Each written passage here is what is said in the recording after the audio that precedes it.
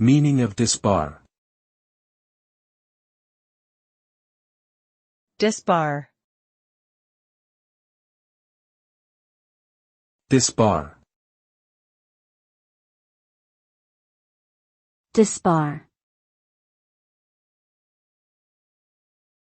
Disbar.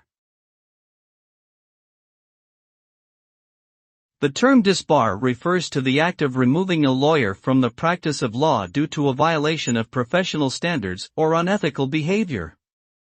This action can be taken by a court, bar association, or other governing body. Once disbarred, the individual is no longer allowed to practice law and may face other consequences such as loss of license or reputation damage. Disbarment is a serious penalty that can have far-reaching effects on a lawyer's career and personal life.